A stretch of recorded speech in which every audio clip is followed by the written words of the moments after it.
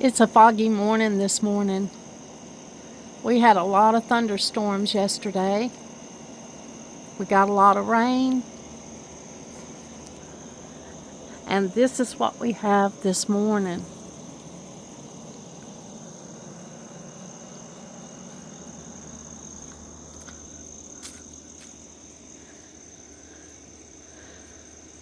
We got over 2 inches of rain yesterday. That was just yesterday. I don't see any hummingbirds or any birds out. Normally we've got birds all over this morning glory and stuff out here, but I don't see any birds today.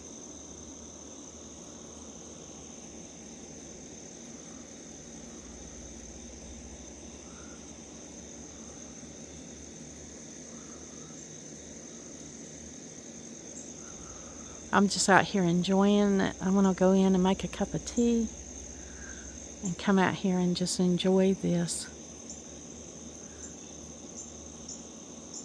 weather.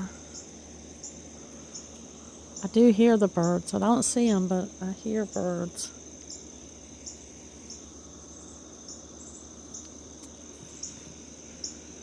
Well, I am out here on this foggy morning clearing out some of my garden where it has overgrown, where the Passiflora Incarnata has taken over.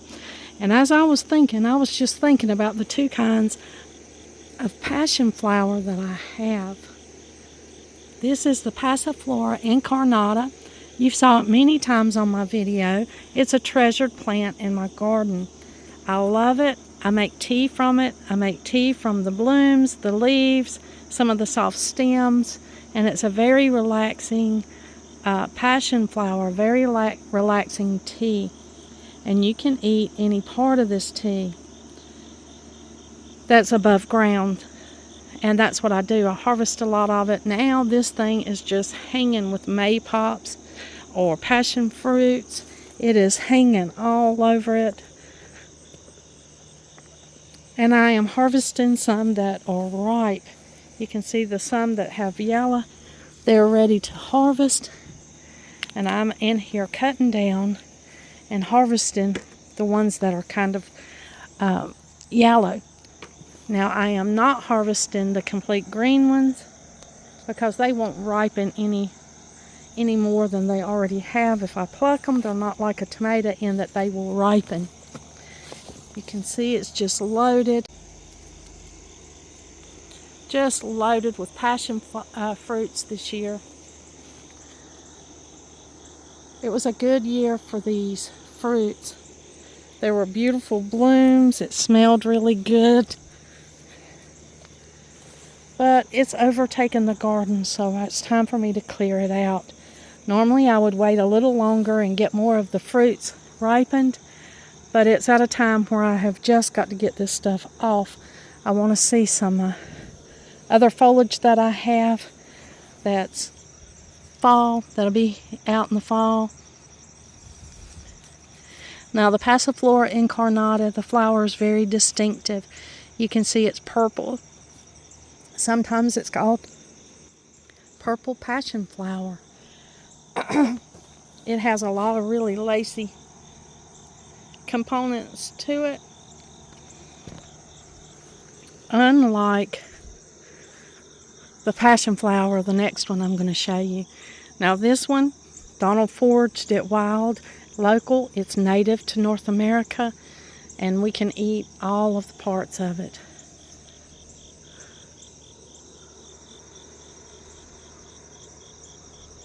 You can see how it grows. It has just grown all over everything here in this middle garden. It was extremely prolific this year. See all the fruits hanging. All the beautiful flowers that it had this year. And that's the Passiflora Incarnata. Now over here on this side, I showed you it took 3 years for this passion flower to bloom. You can see the leaves are a little bit different. This passion flower has cyanide in it. It's much like an elderberry. It still does have some healing properties, and just like you have to boil the elderberries to use them to turn those cyanides into cyanogens, you can also do that with the blooms of this passion flower.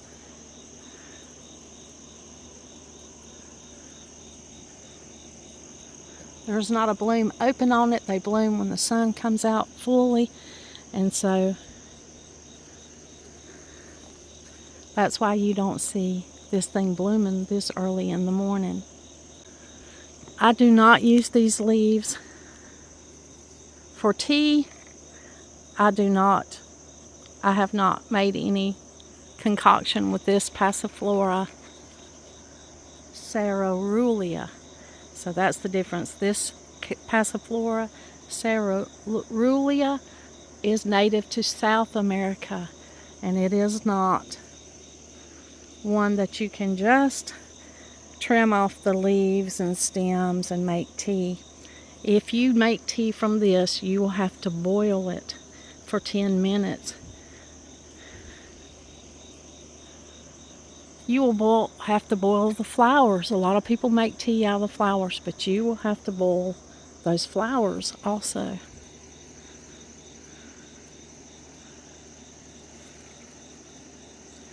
Now this is called the blue passion flower. It's not nearly, it doesn't have as many little tendrils there in the middle, and it's kind of flat and different looking. They call it the blue Passiflora. Not as valuable in my herbal medicinal garden as the Passiflora Incarnata. But a friend did give me this. I wanted to see. I've yet to see the fruit on this. I'm not sure how the fruit is on it. There are over 600 varieties of Passiflora, and it is a huge collection of them, and I guess each one has some of its own different properties, so you would have to research each one that you had. If you want the herbal one that's the easiest to make things from, that would be the Passiflora Incarnata. That's the one that you can just pour boiling water over and make tea. You can use the leaves, the stems. I dry these and make tea. And of course then the fruit, as they ripen, you can use the fruit to make jellies and to eat raw.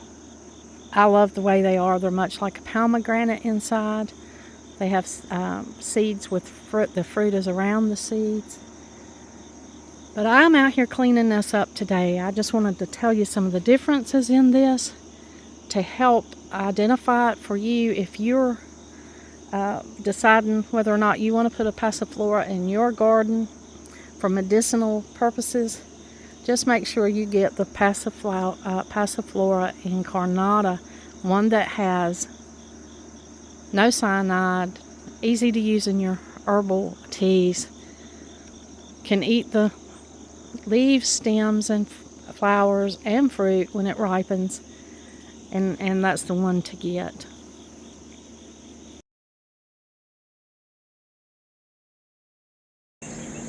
Well, it's September 1st. Happy first day of fall.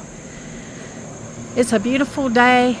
I know there are still going to be some hot days where we're at in September, so, you know, I'm not looking forward to having more hot days, but I am looking forward to having cooler days, the cooler temperatures. I'm ready for those.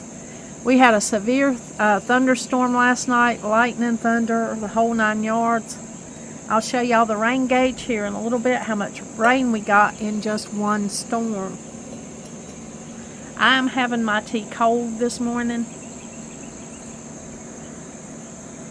I just make it like I do my regular tea, but instead of drinking it hot, I'm drinking it cold.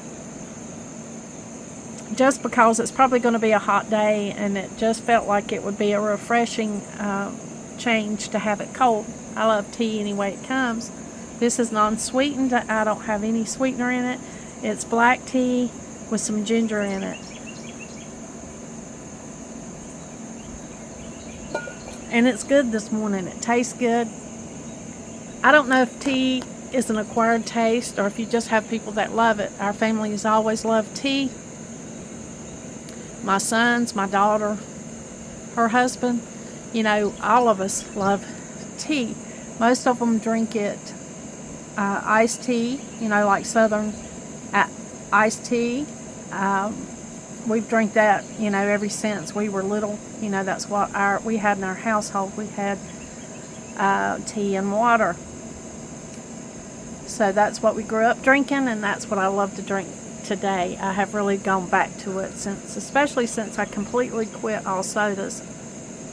Now I am cutting out a lot of sugar, so I'm not drinking a lot of sugar or eating a lot of sugar. I'm going to take at least 6 months and try to clear myself of most sugars, just to feel better and to make a dietary choice. So tea is a perfect thing for me to do that with. It's a perfect drink, and so I drink a lot of tea. I love teas. I love hot teas, and I love cold teas. Black tea, green tea, white tea, of course those are my favorite, and I drink a lot of those teas. But I think it might be an acquired taste. I have my tea drinking friends and family that drink tea with me just like I do. They love a hot cup of tea. It doesn't matter if it's summertime or when, but a good hot cup of tea is really good. I love it. I don't know if it's an acquired taste. Maybe if you're not used to drinking teas, without any kind of flavor, just their natural flavor, that might be not a great thing. It may take you a while to get used to that acquired taste. But it's like anything that's really good for you. You have to know that it's really good for you when you're drinking it. You have to know that you're making a conscious choice to drink something that's better for your health than some other things out here. It's just a great choice, and it's a great choice for me. But you know that if you've been around my channel, you know that I'm a tea drinker, and I often show you drinking tea, and I often chat with you while we have our cup of tea. Now there's been a lot going on around here. We had that severe thunderstorm last night. I mean, it just poured rain. Me and Donald, yesterday, we started our fall cleanup. Even though fall is not until September 22nd this year, it is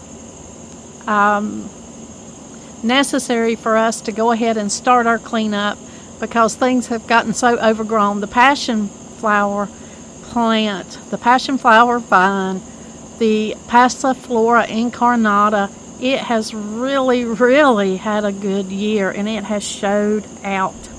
It has just bloomed and produced fruit. I think this is the most fruit I've ever gotten off of these vines. I mean, it was just prolifically hanging on. You can see right here, it's producing even more. There's just fruit hanging all over this thing, and it is still blooming.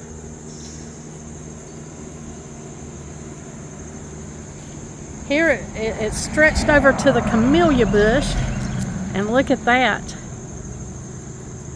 But we're going ahead and taking it down. I usually like to wait for this to ripen, and then I harvest. I checked quite a few of them, and they were ripe. So we just decided to go ahead and harvest and cut down quite a bit. You can see I've got the path going here. I've got the rosemary cleared. This tree got cleared. There's still some hanging on this hanging basket. I've got yet to clear that off because it was covered. And those poor hanging baskets, they needed the water from last night. So they look happy this morning. They were well watered. It's time to go ahead and start planning about what we're going to be cutting back. How much of all this I had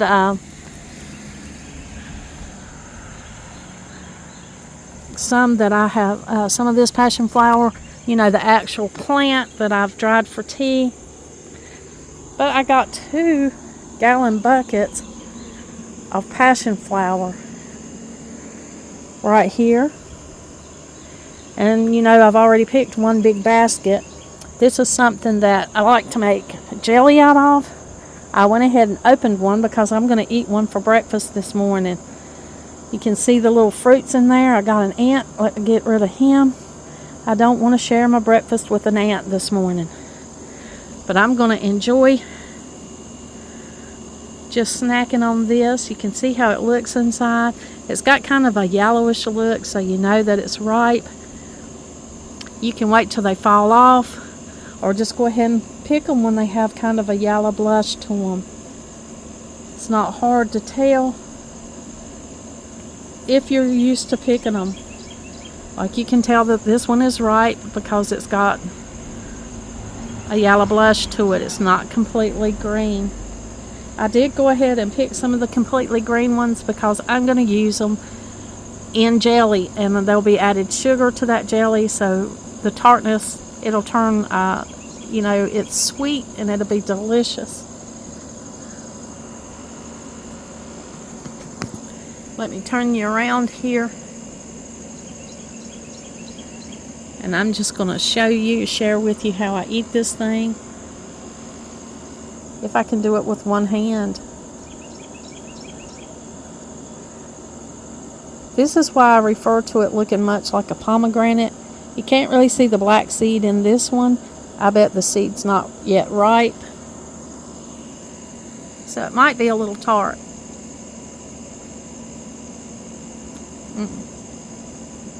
It's not tart. It's actually really, really good.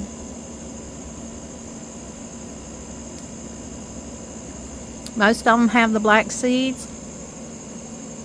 It's a good way to save the seeds. Is to open one and just eat it.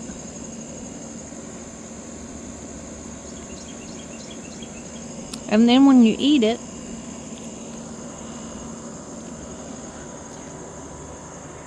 you can get the seeds out of it like most any other fruit. Here's one. I'm going to open it up. You can see the seeds are black here. Those are seeds that would be ready to plant. You can eat this one. Oh, the riper one smells so good. It smells so much better when they're fully ripe. But it, you know, it's the nature of it is kind of like a banana, as in, you know, there are some people that like their bananas firmer, more green, and then there are some people that they like them in different stages of ripeness. Well, this is the very similar kind of thing. There are different stages here. You can pick it when it's green, just like you can pick a banana when it's green, but the actual flavor is only good when it's ripened.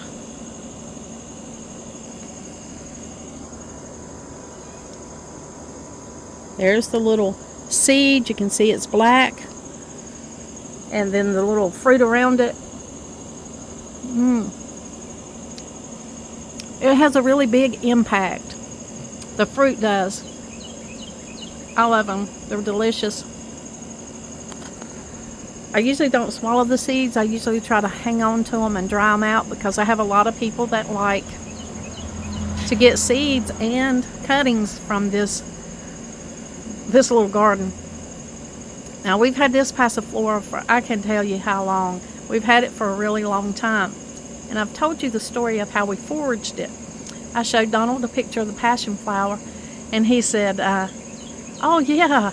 He said, those used to be in our tobacco fields and our gardens. Whenever they planted them, they would be growing around the tobacco fields and the gardens. And of course, the way they spread, they would get into the garden or the tobacco field, and they would eat them. They would just, you know, eat them right there in the field when they were ripe. So it was something that they had allowed to grow. Now, these are native to North America.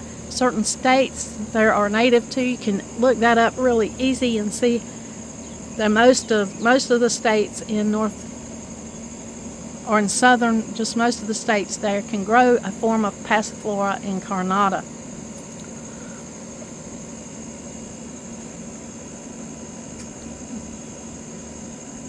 Some people chew the seeds up. I've never been able to chew the seeds up. I kind of have textural issues when it comes to food. I like things to be a certain texture, and I'm not really crazy about things that are, a crazy texture, which this seed would be to me. It would feel strange eating this seed because it's hard. It's got a hard little casing on it. In fact, when I harvest these seeds, I put them in an airtight container. Well, not really airtight, but I put them in a maybe its own little bag and mark what they are, and I'll put them in the freezer. And then if I want to plant these seeds, I'll take the seed out of the freezer and I'll stratify it. I'll just run a little piece of sandpaper over it to kind of get this little outer covering broken up, so that when I plant this into a little container to get it started, it will take off and germinate faster than if I just left it without a stratification. If I just left it and planted it like it is. Now, it would grow if you just planted it like it is. These are prolific. They, of course, this is a fresh seed. I haven't rinsed it off, so it's a little sticky.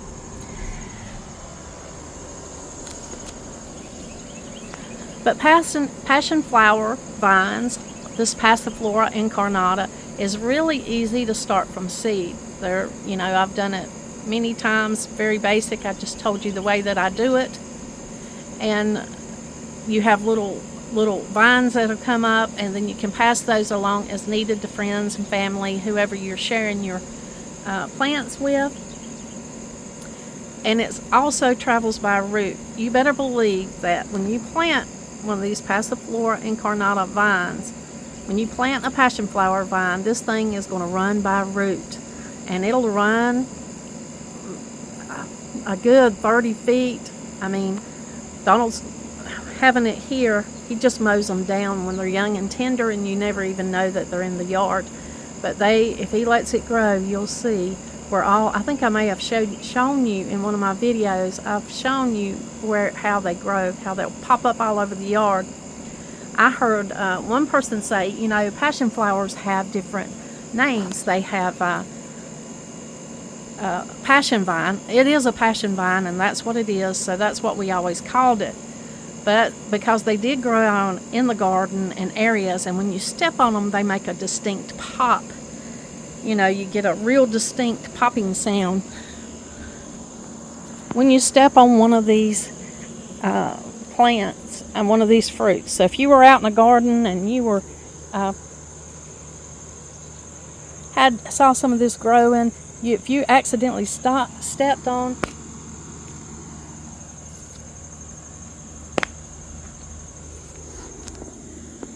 you would hear a distinctive pop. That's a very distinctive popping sound.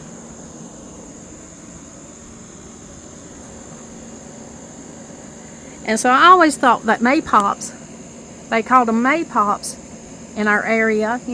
Some people call them passion flowers, passion fruit, passion vines. That's what we always called them because that's what they are. They are passion vines. Those are passion fruits, and you have passion flowers that turn into the passion fruit. We always just called them passion fruits. But we did have people helping in the garden or helping other people's garden, and they would call them maypops. And I always thought it was because the popping sound when you step on them, and because they bloom in May. They come up in May, and you have a lot of them in May, so I thought, well, that's why they call them maypops. But I heard one other person's take on maypop that really surprised me. They said they called them maypops because if you had one growing, you may have one pop up over here and you may have one pop up over there. And that, I got tickled about that, because isn't that a very literal meaning of this plant? of the way this plant grows. So there are some people that call them passion vines, passion flowers, passion fruit, which is what we grew up calling them. There was also some people that called them maypops, pop pops. Donald's family, they would either call them maypops or pop pops. And maybe the kids probably came up with the name pop pops. And there are other different names, people in the region that grew up with these, that know what they are. They have their different names for them. But we always called them passion flowers and passion vines and passion fruits. That's what we called them, and that's what I call them today. And I'm glad that I do, because that's the real name of this, isn't it? It's a Passiflora Incarnata, and it is a passion vine, passion flowers, and passion fruits. And this one is native to North America. These are native to our area. We grew up with them. But when I was showing Donald, that, let me get back to my story. I strayed way off of it. But when I told him, I said, I'm looking for a passion flower. Well, he didn't know what a passion flower was, because they called them maypops and pop pops, So he was like, well, show me a picture of it. And I had just read a magazine article. In fact, I saved that magazine article, and it is in my cookbook binder, and it has been in there for years and years. And I showed it to him. He said, oh, you're looking for a maypop. He said, oh, that won't be hard to find. And lo and behold, we were coming home from one of our little outdoor excursions that we went on, and he looked down the side of a bridge, and right there was a whole hill of passion vine. And he said, oh, and sometimes we carry a shovel in the back of his truck for foraging, because you never know what you're going to see. We try to carry some garbage bags, some plastic bags, a 5-gallon bucket, and a good digging shovel for digging up plants. And these, of course, were on the side of the road down, looking down. We were on a bridge, so he looked down over, and on that bank, the thing was full of passion vine. So he just stopped and dug up a few of the roots, knowing how they grow, being familiar with them, growing beside his gardens and his fields as he was growing up. He knew exactly what they were and how to dig them up. So he dug those up for me and put them in that 5-gallon bucket. And I brought them home and started them in just like gallon jugs, gallon containers over here like I do. And then we set one out here in the middle garden. And needless to say, we now have a great stand of passion flower. And not only is it there, of course we've severely cut it back. You can see a lot of it already laying right here that we're going to have to compost, but it has jumped over here. I have shared the story with you of how I put this trellis here, because I needed a trellis for this pink rose, this pink climbing rose. You might can see it's all spiked out here. It actually needs a trellis. But I propped this up until I could get to that, and this passion vine said, hey, let me take advantage of that. And so it's just popped up all over the place, and it's hanging with fruit also. All the way around this thing is fruit hanging. So that's how easy they grow. Now, as much as I love this vine, and I do love it, I enjoy it. I love vines, and I love to have a little wild edge to my garden. I'm not a completely formal garden, like, I don't have to have space around every plant and everything look like it came from a landscaping advertisement. I don't garden that way. I have a whole different natural approach to gardening. I think growing up in the Appalachian Mountains had a lot to do with that. Even though I know plenty of gardeners in the Appalachian Mountains that are very formal, and they take the time to make sure that everything is very neat, very organized, very formal, has space around everything. I know a lot of good gardeners that are like that. But I've just never been like that.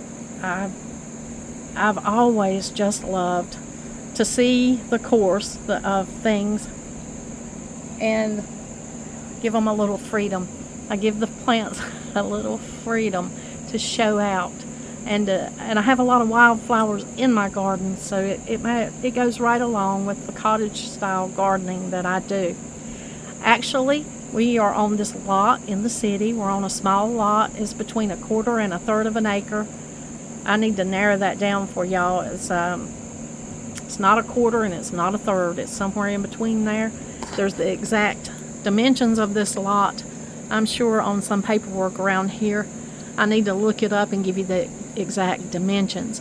But we're not on a very big space. We don't have a lot of property here. And our property is kind of pie-shaped. It's smaller in the very front of our house. The very front of our house from the road over to the other line is kind of small. And then it wedges out. And then the backyard is much bigger. Well, somewhat bigger. It wouldn't be bigger compared to some people's. Donald and I have been here for a long time, and we at one time, because of the way we grew up with so much land and so much space. And I mean, our nearest neighbor, when we were growing up, you could look and see in the distance our neighbors' houses. You rarely ever heard anything from them, and we were not right on top of each other. Here our houses are fairly close. You know, we are kind of close to each other, and you know, we're in the city limits. We're still in lowlands of Appalachia, but we are in the little city limits. It's not a big city here, but it's different from being way up in the hollers where we were raised. You know, the hollers were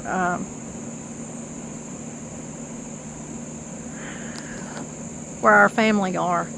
You know, they just lived in the hollers, and they were cut off, and they were more secluded, and they had a lot more privacy and a lot more space.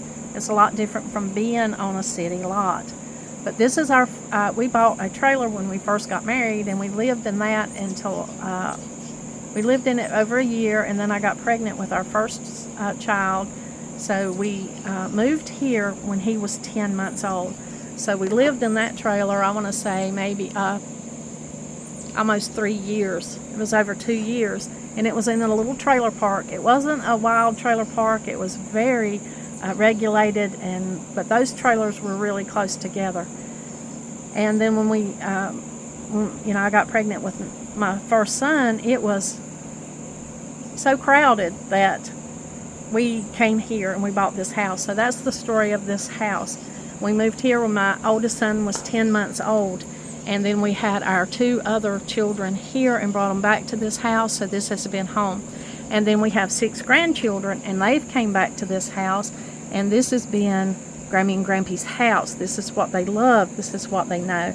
So we could move, if we moved out to have more land, then we'd have to let all these memories go. Of course, you can always keep your memories.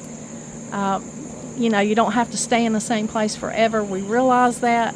But as we've gotten older, the decision to move has gotten harder. So it's not something that, as we've gotten older, that we thought, you know, that we were going to do, and we just never were able to do.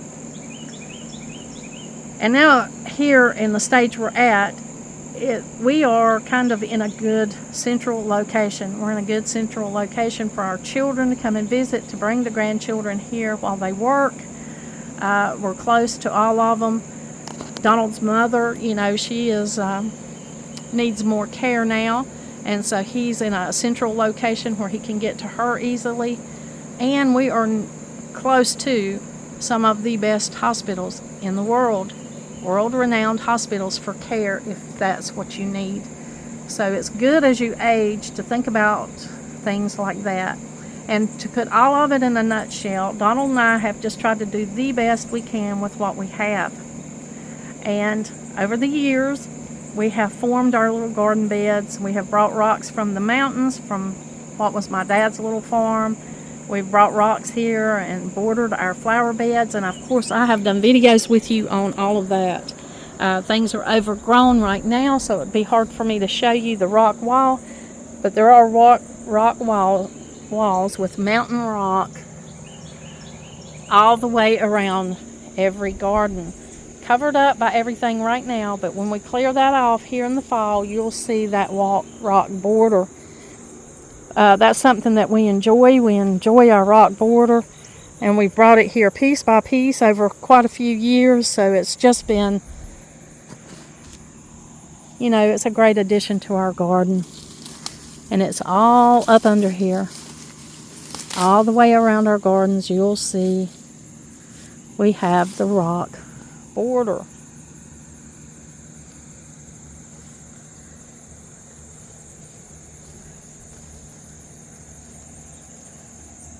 And that is lovely. When we get this cleaned up and that rock border around these flower beds, it makes quite a statement here in our little lot. You know, we've tried to balance it out. It does not stay perfectly pristine all the time because life just pulls us away. And gardening, though this is small, it's labor intensive. We've got quite a bit of work.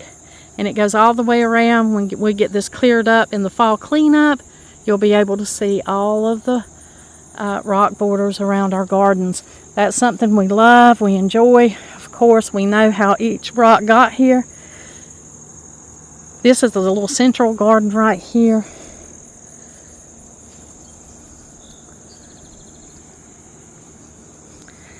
And in having this kind of a garden, we use everything that we grow.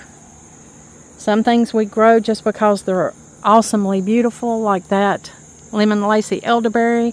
It's suffering a little bit now. We're going to cut it back this year. We're going to prune it because I think that's what it needs.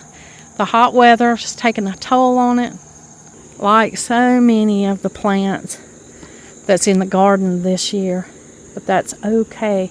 We'll handle that as we go along, and we'll get everything straightened out for the new year. And here, a lot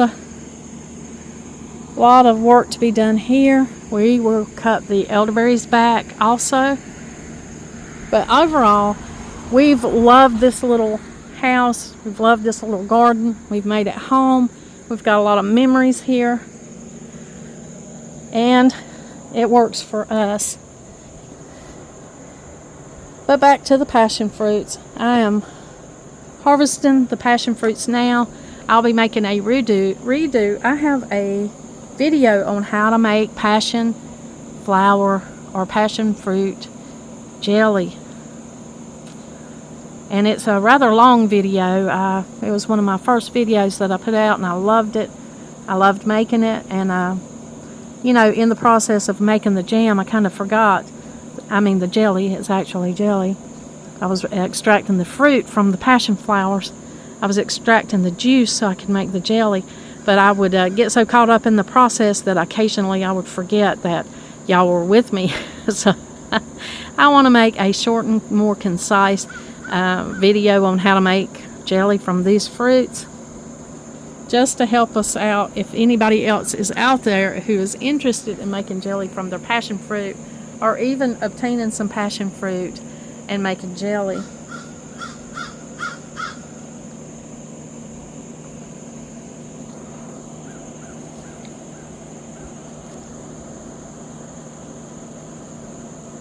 The birds are out.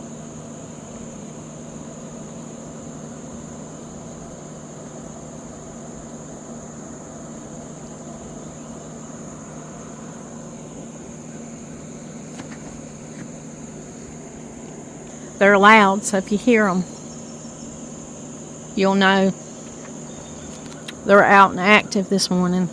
The hummingbirds are over on the blue status and on the morning glories. Yeah, it's a little bit of a process getting the fruit out from around these passion fruits, getting the juice and everything out of here. You kind of have to press that out or squeeze that out so you'll have the juice to make the jelly. But it has such a great flavor to me. I love them. I enjoy them. We look forward to it every year. And I have a little grandson who loves to sit on this porch, stoop, and eat those passion fruits with me. He just loves them. He doesn't eat the seeds either. He spits the seeds out, and that might explain why we have as many passion fruits growing on this porch as we do, because, you know, he makes a sport out of spitting his seeds out. So yeah, instead of a little bird, I've got a little grandson that's planting Passiflora Incarnata seeds around the porch here. But I don't want this video to get too long. You know, I can talk to you all day.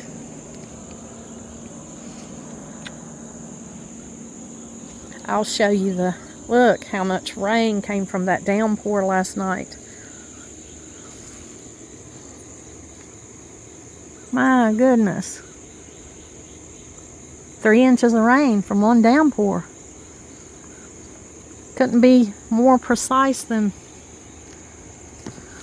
look at that. I knew that it was a lot of rain pouring at once when I looked out, and I could hear it on the roof. We could hear the rain hitting the house and everything, and I knew that it was raining quite a bit.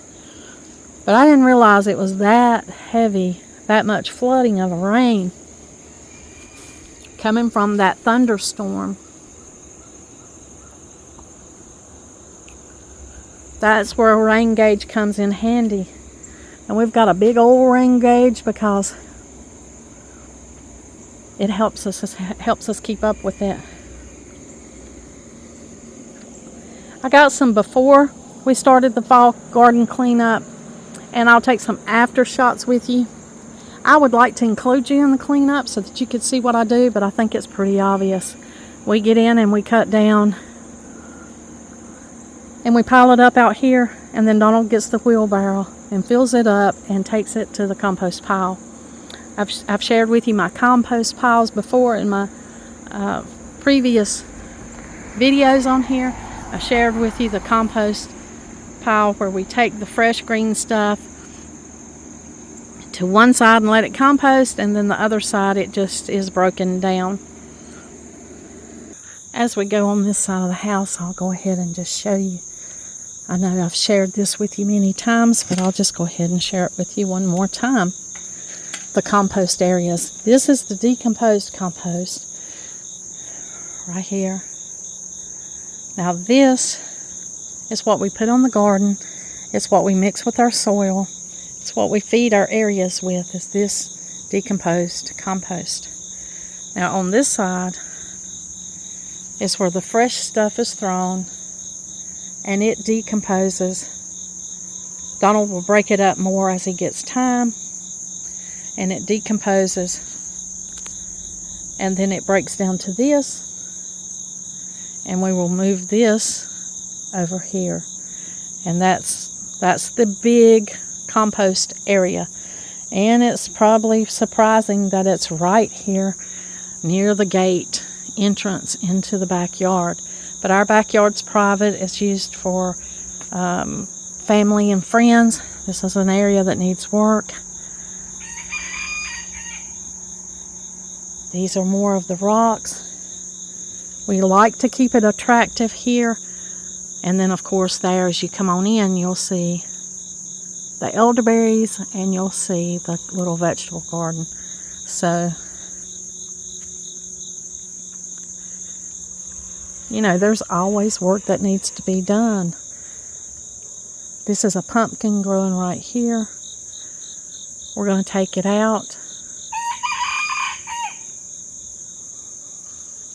I'm thinking about moving my tea bushes out here where they would get more sun, but also have some shade. You know, tea needs shade. Look at the caterpillars over here. The caterpillar nest. We never destroy our caterpillar nests. We love the caterpillars. And there's a certain caterpillar, I forgot the name of it offhand, that feeds off of a Passiflora Incarnata.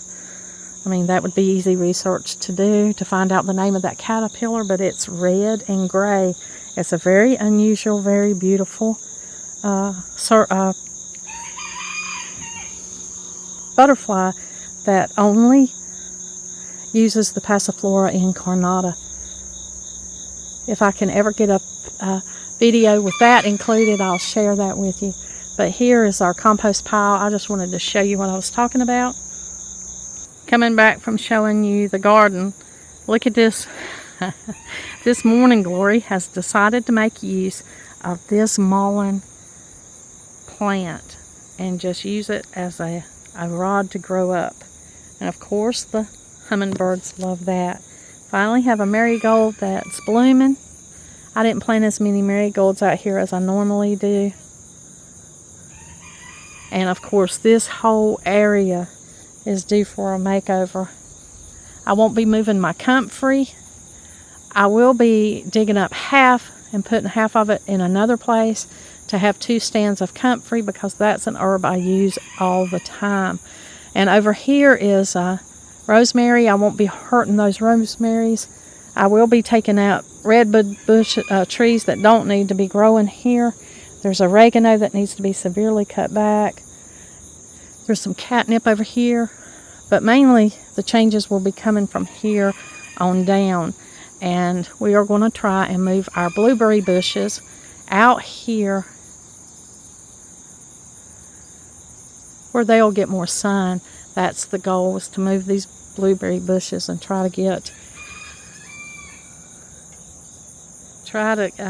allow our blueberry bushes, to have more sun, so they'll yield more berries than we've had in the past. Thank you for letting me share my passion fruit breakfast with you this morning. I'm going to go over there and finish eating that little thing. I'm going to go ahead and harvest some more passion fruits, and there'll be an upcoming video on how to make passion flower jelly. It'll be a remake of it, and hopefully it won't be near as long. I think the other one's probably about 48 minutes long, and I'm hoping to cut that down some so that, people won't see that and think, oh gosh, I don't know that I have almost an hour to put into that jelly. But I'll just show you the process a little bit faster. Thank you for joining me. Let me share everything with you. I could talk to you all day. You're like a good family friend or family, and so I could just talk to you all day. But I know you've got things to do, and I'm going to have to leave it here. And until next time.